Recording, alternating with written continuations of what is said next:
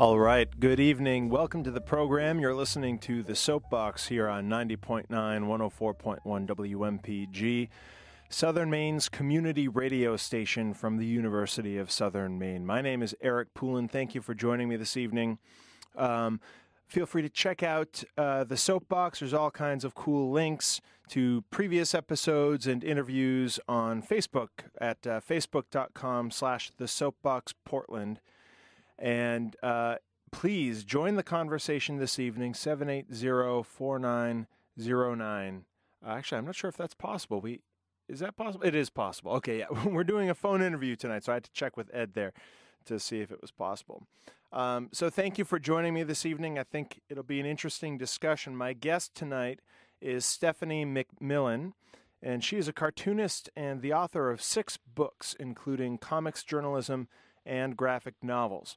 Her latest is called Capitalism Must Die, an introduction to how capitalism works and how we can destroy it.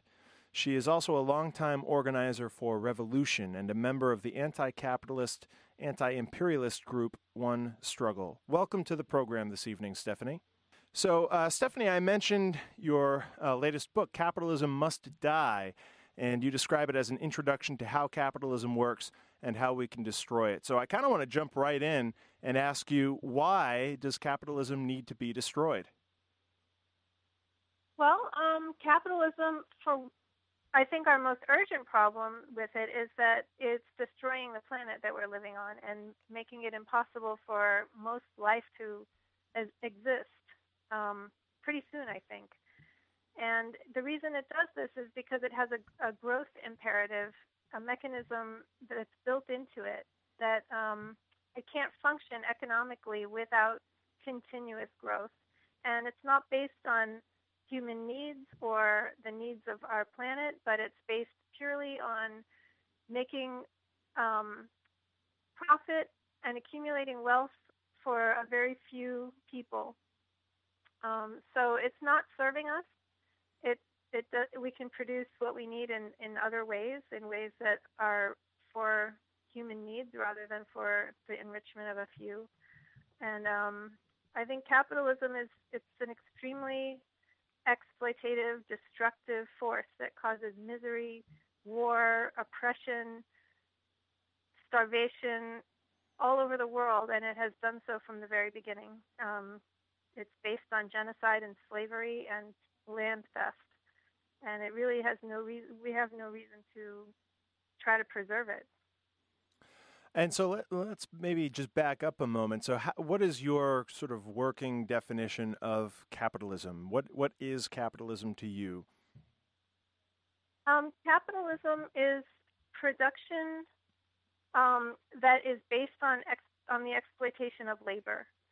So when something is produced in a factory, let's say, the amount that the worker receives is less than what the worker produces. And the leftover stuff that is extra is called surplus value. And that's what's collected by the capitalist who owns the means of production and converted into profit, private profit. So it's basically based on in the production process itself is the accumulation of private wealth. So, Stephanie, let me ask you sort of a silly question here, but how is it that because I think that's a pretty functional definition of capitalism. How is it that workers, the mass of people who are essentially paying the price of capitalism through the exploitation of their labor, according to that definition, how is it that they have bought into this system so much so and with such conviction that it's a real daunting task to consider overthrowing capitalism or to destroy it or to replace it? How did we get here, and how did working people become so convinced that capitalism is good for them? That's a really good question. I think it's been a very long historical process that has been characterized by a lot of violence. At first, workers had no wish at all for this to be the case. In fact, the working class was mainly built up by small farmers being forced off their land and into the cities where they're forced to get jobs. And this is still happening in many parts of the world. And there's no desire at all on the part of workers to be part of a system like that. But through force, violence, intense struggle on the part of capitalists to make it happen, and then also because capitalists own the whole apparatus of ideology, basically, the press, the education system, they control all this and can, over generations, teach us in school, in church, and in the media, on television, through entertainment, in every way possible that this is the only possible way of life that there is, and it's the best way, and there really is no other workable way. So I think it's a matter of violence and brainwashing. And when the brainwashing doesn't work anymore, they resort to violence still. So in your book, Capitalism Must Die, is this a graphic novel? It's not a graphic novel in the traditional sense. It's a combination of comics and text. So it's like short 1 or 2 page sections of text broken up by comics that illustrate it and make jokes about it, actually. And so folks can find this on your website, stephaniemcmillan.org. And there's a link to that on the Soapbox Facebook page. So in the book, you obviously identify some of the ills of capitalism, and then you explain how we can destroy it. Now, that's a pretty strong word. So how do we do that? How do we destroy capitalism? Well, I think we need to organize and build a revolutionary movement that's led by the working class, the ones who are facing capitalism at its central point of production. And the main thing right now is to build organizations of all types, revolutionary organizations, mass organizations, and what we call intermediate level, that their purpose is to build a mass organization, organizations of progressives who are anti-capitalist and anti-imperialist, who can branch out and build mass movements around different effects of capitalism. So we don't think of capitalism as being highly organized, but they are extremely organized and extremely determined to stay in power. And that's why we need to build organizations that end up actually stronger than the organizations of capital, that can overcome its force of lies, wealth, and arms, and overpower it and get rid of it, take over the means of production and produce what humanity needs in a way that's sustainable and that is not privately owned, and it's collective and for everyone's good. And I think that's what most people would want to do if they could see a way forward and actually believe that it's possible.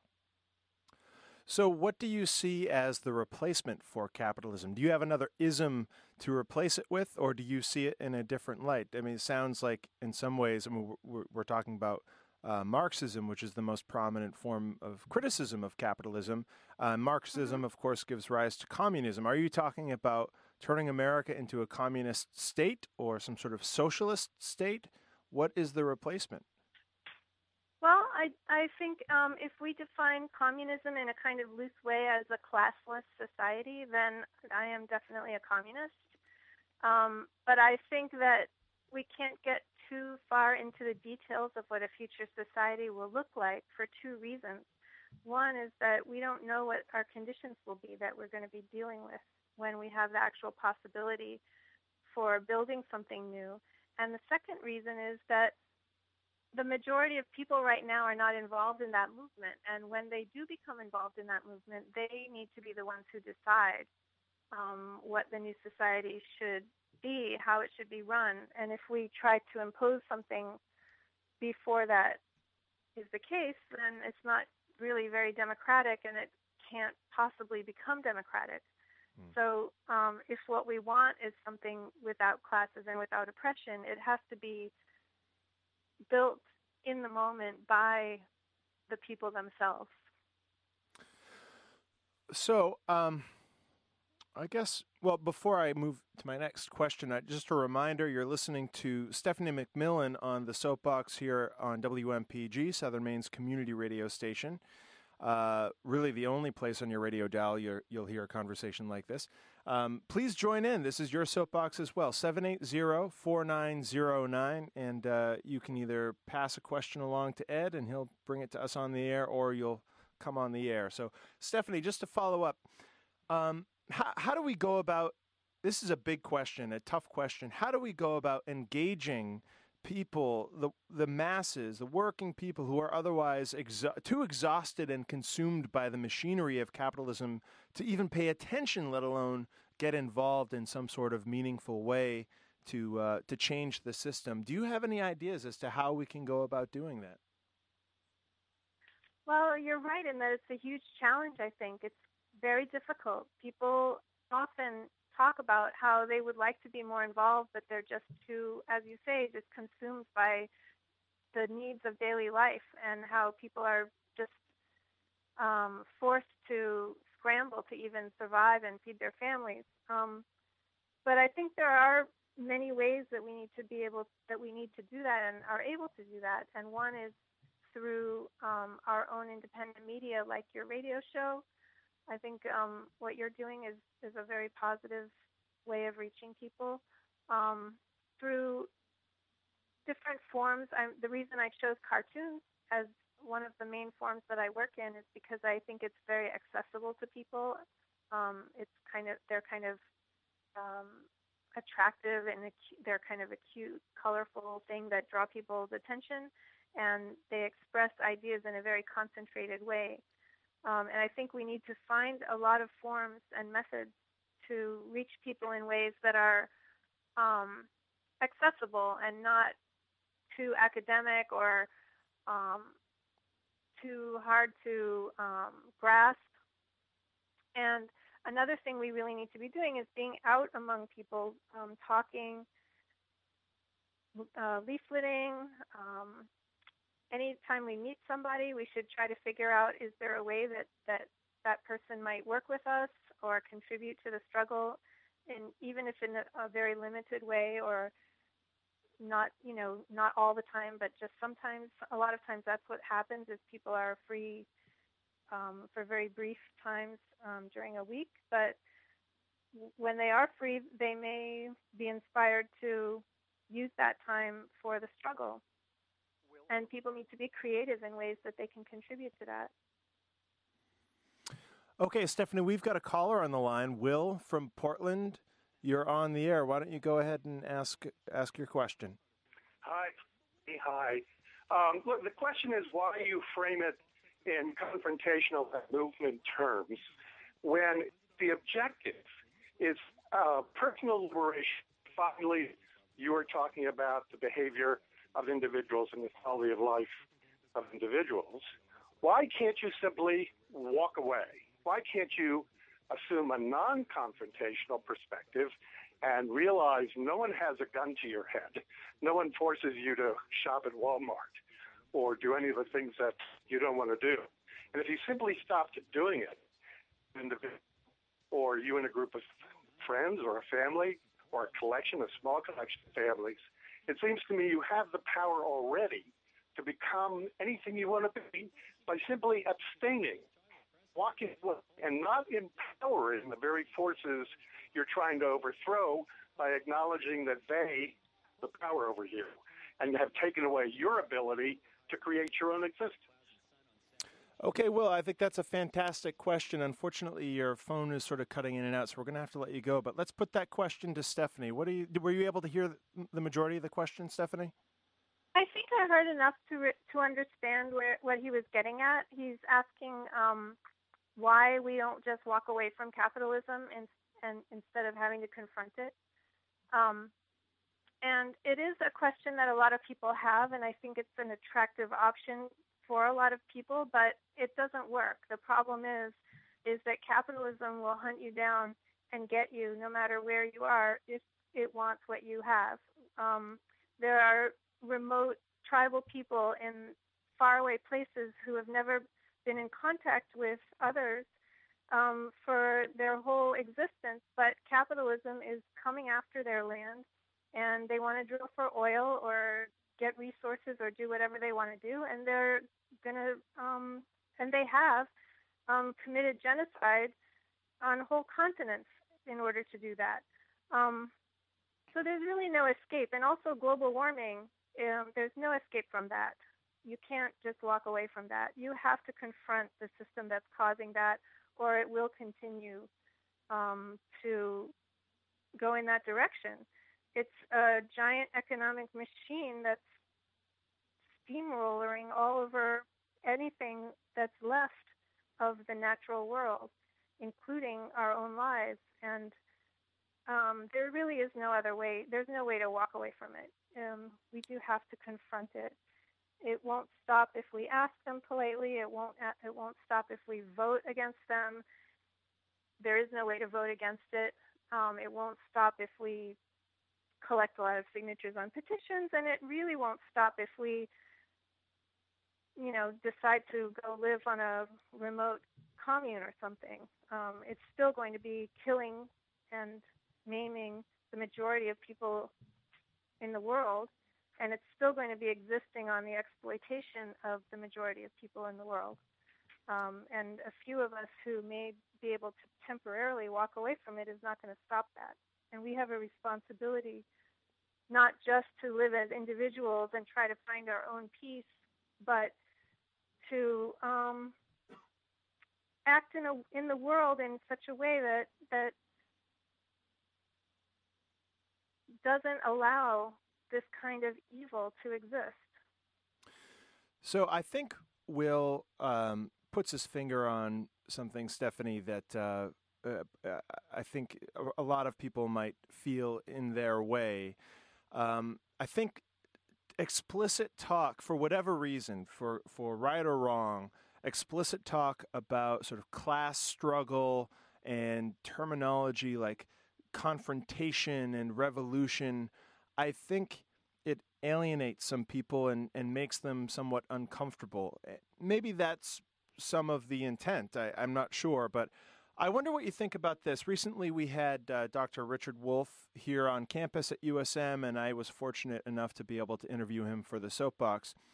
And as you may or may not know, he's a prominent Marxist economist in America and, around the world. And he has sort of a vision for an alternative economic system, because, of course, capitalism is the economic system, certainly of America and increasingly globally. And that's why it is very difficult to sort of just pick up and walk away if you want to be gainfully employed or existing in society. You are basically a cog in the machinery of capitalism. But in any case, Dr. Richard Wolff talks about kind of an alternative economic system gestating and growing within the existing capitalist system, but eventually with a concerted movement, certainly, but as part of the movement and democratic support for that movement, eventually creating enough of a rival economic force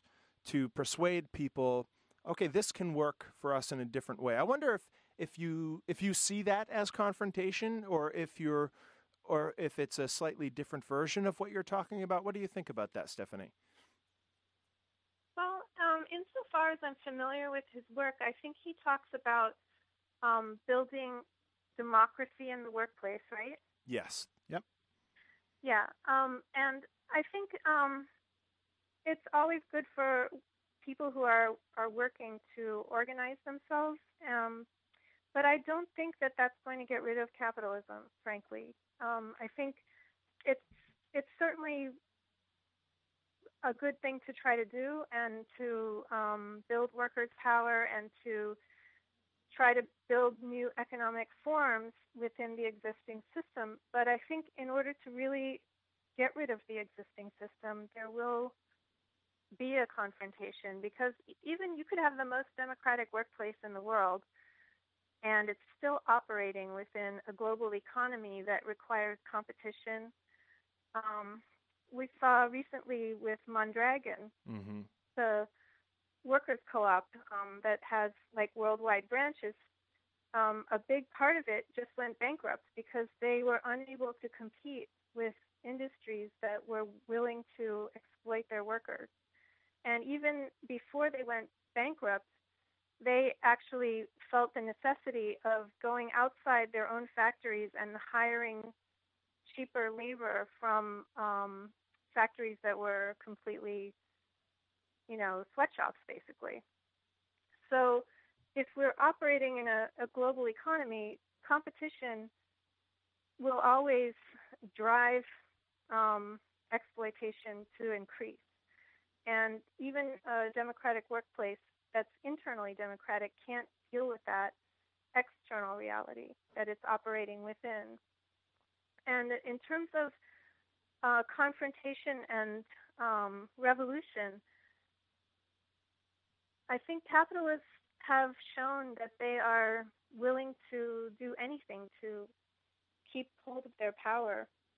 And we saw that even with a very mild movement like Occupy, that when that was very peaceful, and it was very much an expression of where people were at, in terms of their grievances and so on, expressing them in what is supposed to be a country that allows free speech and is supposedly democratic. When it became too large and the people stayed in the encampments, the mayors of the major cities collaborated with the FBI and Homeland Security to push their police forces out there to sweep away the encampments. And they did so very forcefully. And we remember that picture of the students at UC Davis who were having pepper spray sprayed in their eyes as they were sitting peacefully on the ground. So if we're actually talking about winning a new society, it will have to be something that we have to fight for. Because if we don't fight for it, we're going to end up sitting on the ground peacefully asking for what we want and having pepper spray sprayed in our eyes. And eventually, if we keep persisting in it, those will be guns instead of just pepper spray. It'll be bullets. And that's happened over and over throughout history, that the capitalist class is willing to do whatever it takes to remain in power. And I don't think that we need to bring violence to it, but it will certainly bring violence to us if we have any success in organizing any kind of a movement that challenges its rule. Okay, so here's a pointed question. When and if that does happen, what do you think the appropriate response for a resistance movement should be? Should it be a nonviolent response, or should there be something else? Well, I think if it's a nonviolent response, it will get crushed. So I believe that people need to organize to fight. It has to be in a mass way, though. It can't be just a few individuals who do some, daring acts. It's not something that any small group of individuals can do.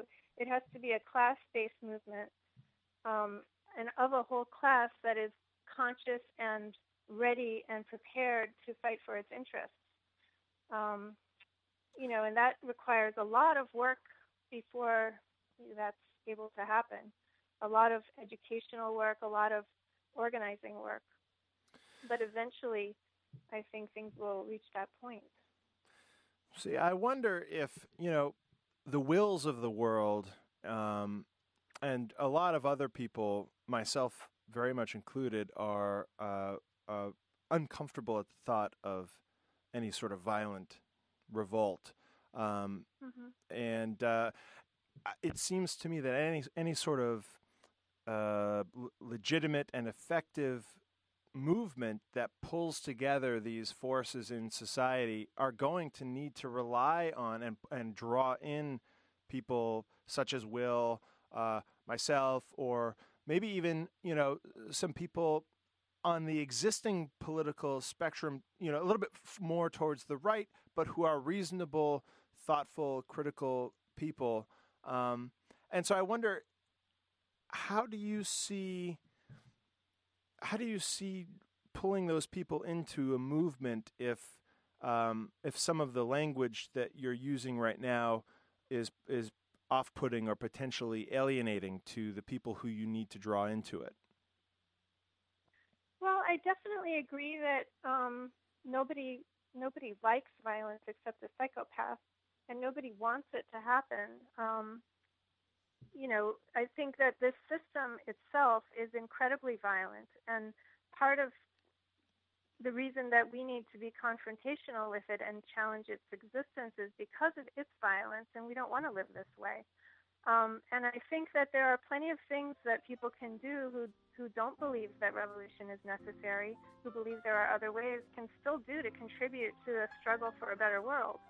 There are movements for people's rights, to end oppression, to stop the intensification of exploitation, many ways of doing that for people who don't think that it will culminate in a revolution, who can still make a difference now in challenging capital, exposing its nature, things like what you're doing on your radio show, just talking about the issues of the day. That all contributes to social change. Okay, Stephanie, I'm sorry to say that the half hour is already over, but thank you very much for being here. If you want to find out more about Stephanie, you can check out her website, stephaniemcmillan.org. That's Stephaniemcmillan.org. So thanks for being here, Stephanie. Appreciate it. Thank you, Eric. It was great talking with you. Thank you. Have a good night. Good night. And also, you can check out more information about the Soapbox. You can find information about us and continue this conversation, if you like, at facebook.com/thesoapboxportland. Next week, we hope to have Adolph Reed Jr., the author of the recent Harper's article, Nothing Left, to talk about the demise of the legitimate progressive left movement in America. So I'm just waiting on confirmation from him. But tune in next week here on the Soapbox. My thanks to Will for calling in. Thanks to Ed. And stick around for Byron with Night on Earth coming up next on WMPG. Have a good night.